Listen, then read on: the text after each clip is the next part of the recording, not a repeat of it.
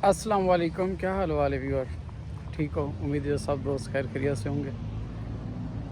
खैर खैरियत नाल हो। कल मैं एक पोस्ट पढ़ता पाया, बहुत अजीब गरीब पोस्ट लगी है मेरे को। मैं दोस्त नाल शेयर करा, शायद इन्हें को समझ आ वजे, मेरे को आंदी पी हो।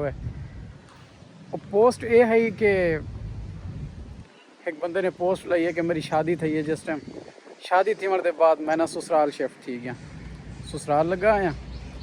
उन्हें कट्ठे रहा रह गया। हूँ रिसेंटली कोई 2-4 मार पहले मेरी ना बेगम की बे नाल भज गई है, कई ब्याह को दब गए। तो हूँ अदे मेरे को समझ नहीं आती पी कि मैं मजीद हूँ अपने ससुराल रहा या मैं वापस अपने घर वाल बना के। मेरा हूँ जो खोपड़ी काम नहीं करेंदी पई, उनकी खोपड़ी काम क्या नहीं करेंदी पई। खैर ये तो है कि लतीफ़ा टाइप बड़ा होया। वैसे डिठा वजे कितना औरतें जड़ा गुरबत की जिंदगी गुजारे ने, गुजार चुके झूपड़ी वाले नाल जीवें। यही मैं कहीं कहीं डिठा कोई औरत कहीं गरीब लोग बंदे दे इकट्ठे जिंदगी गुजरे दे गुरबत किने मर गई हो। हाँ, जिल्लत नाल वंज मरदन। क्यों? क्योंकि एक अमीर चंद एक पैसे चंद टक्के दे करें एक दफ़ा कोई अपने पिछला सारा सिस्टम वालिदैन ये वो भूल भुला करें। औरतें अक्सर यहाँ अगों होंदा नहीं पता होंदा। कुछ लोग होंगे शायद कोई ख़ानदानी निकले, लेकिन अगर ख़ानदानी हो सी तो ऐसा काम क्यों करे सी? अगर अगला बंदा है ख़ानदानी तो वालो क्यों ऐसा काम करे सी? लेकिन अल्लाह पाक सारे को हिदायत देवे। अजकल जो हालात थे कड़े ना, बस वो इं वाला काम थी ना करे।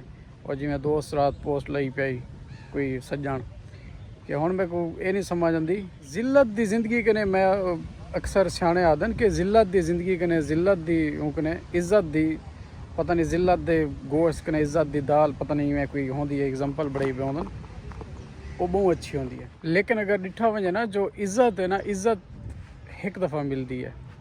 इज्जत शोहरत ये दौलत कने वध के चीज़ां अगर इंसान थोड़ा सा देखे, इज्जत की रोटी मिलती पी है उनके कने वध करें कोई भी नेमत कह नहीं।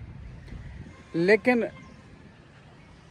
असा तुसा क्या दे दें, लेकिन साको अक्सर देखने को मिले कितना लोग अमीर लोग हैं, पैसे वाले सुकून कह नहीं, कितना लोग हैं गरीब लोग हैं झूपड़े गुजरन जिमें उन्होंने सिस्टम चलता पे मुतमैन सैटिस्फाई हैं, शाम को सुकून की निंद्र करें। अमीर लोग हैं पैसे जायदाद है गाड़ियाँ, सिर्फ सुकून उन्हें सुकून कह नहीं, उन्हें दी जिंदगी सुकून का ना ही को नहीं।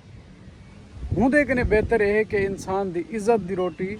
दूजी गाल यह है कि सुकून की जिंदगी इंदे कने वादते कोई भी दौलत मैं को नहीं लगता कि होवे कि पैसा ये बाकी है जेड़ा जो सिस्टम है ये सुकून तो वध के कह नहीं। इधर बंदा सुकून नहीं करी गिन सकता।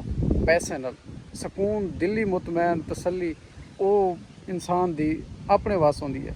कि पैसा जायदाद ये नो मैटर होंदा, कोई मैटर नहीं करेंदा। तो लिहाजा अल्लाह पाक सारे को हिदायत देवे।